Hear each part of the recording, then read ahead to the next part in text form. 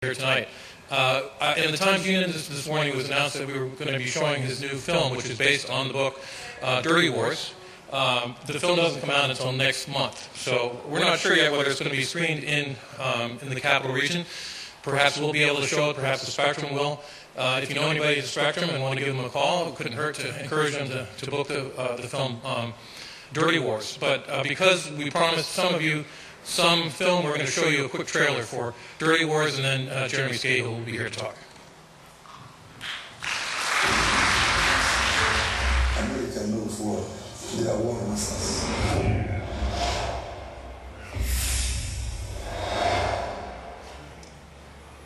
Okay. Quite an adventure story. I wouldn't want to be Jeremy Scahill having to come up after this trailer, that's all I can say.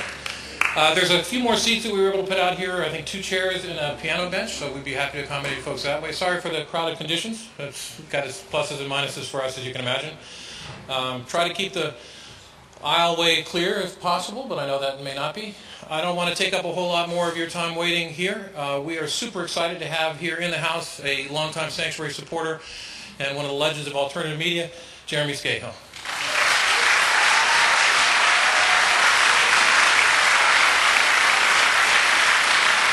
Thank you.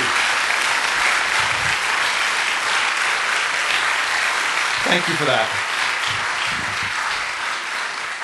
It's really an honor to be back in Troy and at the Sanctuary. This place definitely feels like home, and I know so many of the journalists that have come through here and are journalists because of the training that they received here. So for those of you that are supporters of the Sanctuary for Independent Media, I also thank you for what you've done to give young journalists a chance to learn the trade of journalism. I also want to say that if there are young folks whose knees are in good shape that want to give up their seats for some of the folks that are standing that may require a seat, you could do that. You're welcome to come and sit up here on the stage. It's all family here. But if you see somebody that you think should probably be sitting down and they're not, and you're someone that maybe could afford to get up, if you could go ahead and do that, that would be great. We have an empty chair over here, too. And there's an empty chair. Yeah, for people who are watching this on the webcast, there's nowhere to move in the place, so we're just trying to deal with the logistics of it. All right. There we go. There's a seat over here. It's like I could run an auction here. How much are you going to pay for this seat? While this is going on, I guess I'll just begin. We're living in a moment right now when we have a constitutional law professor, Nobel Peace Prize winner, popular Democratic president who campaigned on a pledge to reverse the Bush-Cheney torture and killing apparatus, who is continuing many of the policies that liberals found so offensive when they were being done by a Republican administration. And I don't believe for a moment that if John McCain had won the election in 2008, that you would see liberals cheerleading the President of the United States conducting drone strikes in countries throughout the world or targeting American citizens who have not been charged with a crime in what are not targeted killing operations. They are assassinations.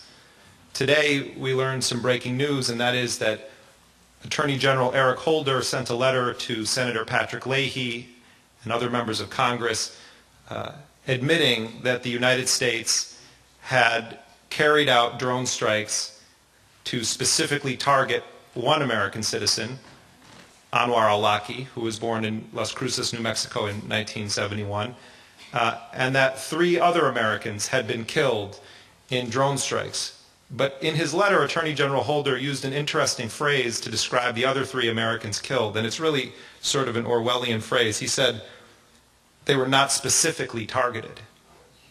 This is an administration that also, in its assertions earlier in what was called the white paper from the Department of Justice, that it had the legal authority to kill American citizens.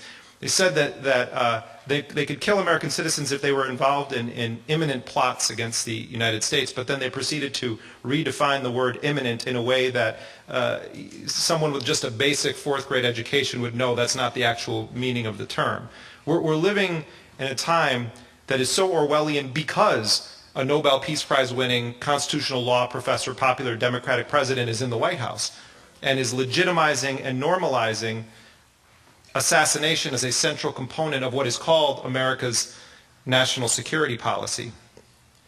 In this letter that Eric Holder wrote to Senator Leahy, he attempted to litigate posthumously a case against Anwar al-Awlaki, an American citizen, and made allegations that Anwar al-Awlaki was directly involved with terrorist plots against the United States, that he had in fact directed the failed underwear bombing plot on December 25th, 2009, that he had told this young deranged Nigerian kid, Umar Farouk Abdul-Muttalib, to wait until the plane was over the United States to detonate his bomb, that he was involved with imminent plots against the United States, and that the capture of this American citizen was not feasible, so the United States had no alternative but to target him for assassination. Of course, he doesn't use the term assassination, because every president since Gerald Ford has signed an executive order saying that the United States does not assassinate, and every single president since Gerald Ford has found a way around their own purported ban on assassination. Now, I want to say at the onset, maybe these allegations against Anwar al-Awlaki are true. Maybe al-Awlaki was directly involved with plotting acts of terrorism against the United States. Maybe everything that they've leaked about him is accurate. My question for them, if that's the case, is where's the indictment? Why not charge him with a crime? Why not go, as has been the standard for a couple hundred years plus in this country, why not go and seek an indictment against him if you have all this evidence, and then put forward the charges, present the evidence, and then give him a chance to respond to it? You see, I'm willing to concede that maybe all of those things are true, but if they are, indict him. And then you demand Anwar al-Awlaki's extradition, and you bring him back to the United States and you have him stand trial. You might even be able to charge him with treason. If you have evidence about all of these plots involving attempts to poison water supplies in the United States and directing people to blow up aircraft, that should be a slam dunk, to use a phrase that was popular during the Bush era. But Anwar al-Awlaki was never charged with a crime by the United States. His extradition was never demanded. How do you surrender? How do you surrender to an authority when you aren't responding to an indictment? Who do you surrender to? How do you surrender to a drone in the sky above you? See, to me, the question isn't about who was Anwar al-Awlaki. The question is, who are we? Who are we? What is our society? What message do we send to the world? If we want to portray our country as the shining city on the hill, a nation governed by the rule of law, then we can't say at times that for certain citizens, for certain people, we can have the mob go and get the pitchforks and the torches and round up the suspects and then deliver citizens' justice to them. If we want to do that, then stop saying that you're something else and start saying that in some cases we believe in mob violence, or we believe in assassination, or we believe that due process doesn't apply. This isn't only about who Anwar al-Awlaki is, it's about who we are, because a society isn't judged by how you treat the popular or the powerful or the law-abiding citizens. It's judged by how you treat the least of your people, how you treat the poorest of your people, and how you treat the most reprehensible of your citizens. Now, I'm a firm believer that it doesn't make a dime's worth of difference whether someone is an American or a non-American. On a moral level, it has no significance whatsoever. Everyone deserves the same human rights.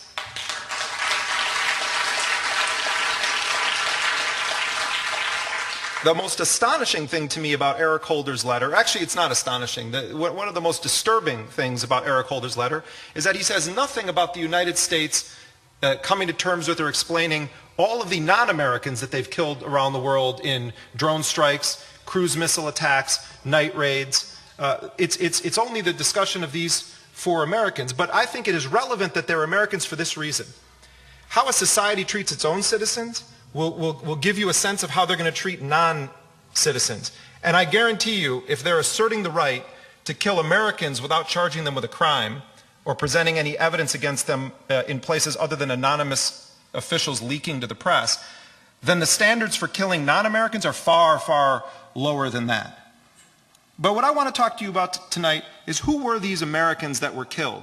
How did they become who they were, and why was the killing of Anwar al-Awlaki so important to the Nobel Peace Prize winning constitutional law professor, Democratic president, that he was willing to cross this line. That I believe if John McCain as president would have crossed, if he won that election, you would see liberals calling for his impeachment. But because it's President Obama, somehow it's acceptable. I want to get a t-shirt made that said, I'm only against it when a Republican does it. Because there's a fierce intellectual dishonesty that permeates the debate on this administration's counterterrorism policy.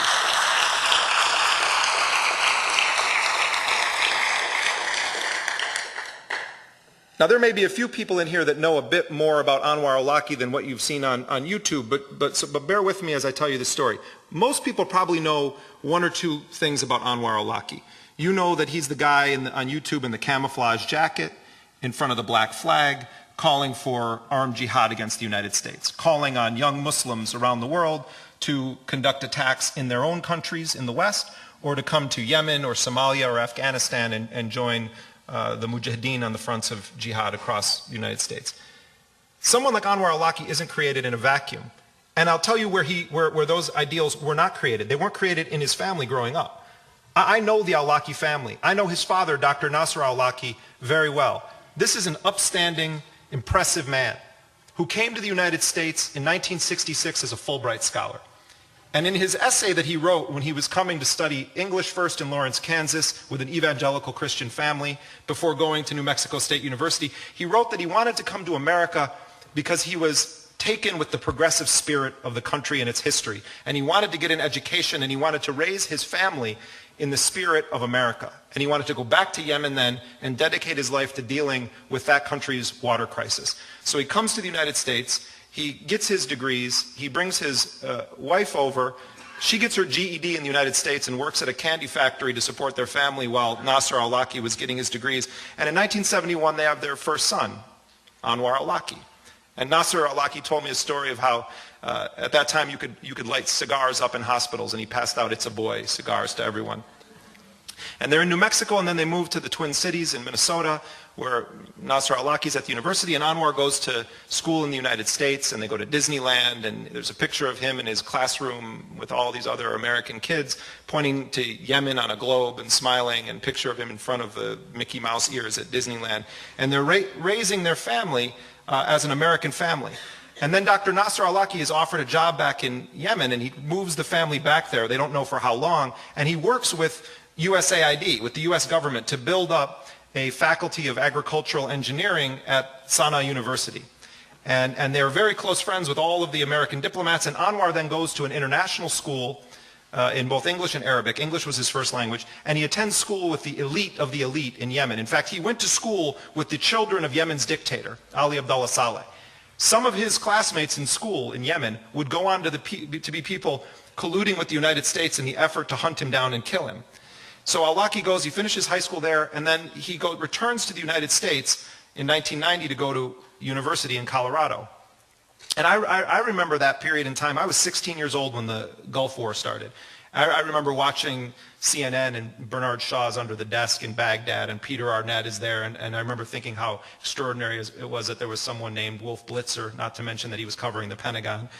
And al-Awlaki, as a college student, watches the bombing of Baghdad and the destruction of the civilian infrastructure in Iraq. And at that point, he was not a particularly religious guy, and he wasn't a political guy. He was going to study engineering at the university, but he became politicized by that war and started going to anti-war meetings. And then he was invited by a local